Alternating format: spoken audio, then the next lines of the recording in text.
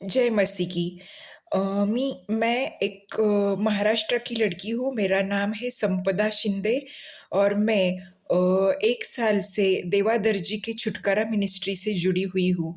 मुझे बहुत अच्छा लग रहा है कि 1 साल पूरा हो चुका है और हमें प्रभु ने डिप्रेशन की बुरी आत्मा से छुटकारा दिया है। सच बोलूँ तो हम जब उनको फ़ोन किए थे तब हम बहुत परेशान थे और हमारा सिर बहुत फटा जा रहा था। और दूसरा बात ये कि उन्होंने मुझे बोला कि हम 1 बजे रात को प्रार्थना करेंगे, तो फिर हम को बहुत दर्द हो रहा था जैसे मानो हम खुदकुशी करें और यहाँ से हमें छुटकारा मिले। तो इतना तकलीफ हो रहा था कि बस। और क्या हुआ, हमको उन्होंने बोला था रात के 1 बजे हमें ठीक फ़ोन करो, या तो वीडियो कॉल करो। तो फिर हम क्या करें, अलार्म लगा के सो गए, मगर सोना नहीं आ रहा था क्योंकि बहुत दर्द हो रहा था। बार-बार खून करने का मन कर रहा था और इतना ज़्यादा वो था कि जैसे मानो मैं सच में किसी का खून कर दूँगी या तो खुदकुशी करूँगी।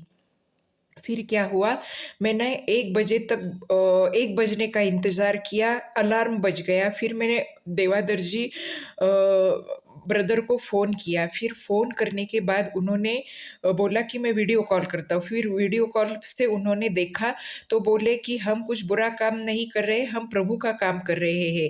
अब आपको क्या करना है, आपको सिर पर दुपट्टा ओढ़ना है। तो मेरे पास कोई उस वक़्त दुपट्टा नहीं था, तो मैंने वही चादर थी वो ओढ़ ली और मेरा दरवाज़ा इसी तरह से बंद था, जैसे मानो हम कमरे में अकेले थे। फिर क्या हुआ, उन्होंने क्या किया, प्रार्थना करना शुरू किया, वीडियो कॉल ऑफ करके, और हम प्रार्थना सुन रहे थे और उन्होंने बोला था हमें कि आँख मत खोलना।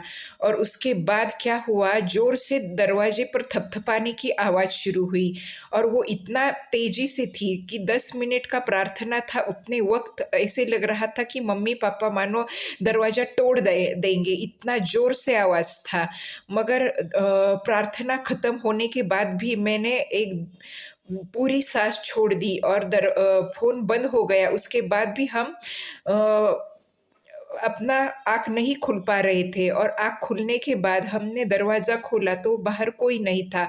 फिर अंदर के कमरे में गए और हमने देखा कि मम्मी-पापा तो पूरी तरह से गहरी नींद में सो गए थे। तो हम सोच रहे थे कि 1 बजे मम्मी-पापा तो उठे नहीं थे, फिर हमारा दरवाज़ा किसने खटखटाया था?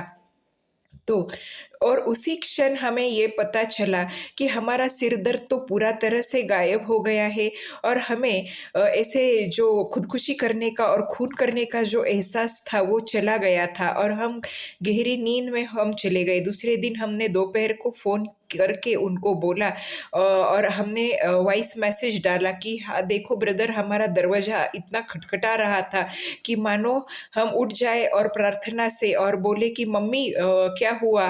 मम्मी, और ऐसे लग रहा था कि मम्मी-पापा हमें बोल रहे हैं कि एक रात को 1 बजे से तू किससे बात कर रही है? तो देखो, ये जो छुटकारा मिनिस्ट्री है, इसकी वजह से हम उस दिन से थोड़ा-थोड़ा करके डिप्रेशन से बाहर हो गए। वैसे तो हम बाहरी सताव से बहुत परेशान हैं, अभी भी हम फाइनेंशियली बहुत कमज़ोर हैं, मगर हमें पता है कि यीशु मसीह हमें पूरी तरह से फाइनेंशियली बहुत आगे ले जाएँगे और हमको बहुत बड़ा बनाएँगे, क्योंकि हम मसीह में बहुत छोटे हैं और बहुत विनम्र हैं और हमको बहुत तकलीफ़ होती है, मगर हम प्रभु का हाथ कभी नहीं छोड़ेंगे और हम छुटकारा मिनिस्ट्री को हमेशा अपना डोनेशन देते रहेंगे और देते रहेंगे, पूरी ज़िंदगी भर, पूरी उम्र तक, ताउम्र, और मरने के बाद भी हम इस मिनिस्ट्री को नहीं छोड़ेंगे। हम ये प्रभु के द्वारा वचन दे रहे हैं और प्रभु ही हमारा चरवाहा है, इसलिए हमको कुछ घटी नहीं होगी। हम प्रभु यीशु मसीह में, प्रभु परमेश्वर के सामने मसीह में आशीषित है और हमें सब प्रकार की आत्मिक आशीषें प्रभु यीशु मसीह के द्वारा मिल चुकी है, क्योंकि प्रभु का वचन सत्य है, क्योंकि प्रभु कहता है कि यहोवा की करुणा सदा की है, तुम जो कुछ मांगोगे प्रभु हमें देगा। Thank you Jesus, thank you प्रभु, और thank you Devadar ji brother, thank you छुटकारा मिनिस्ट्री, थैंक यू।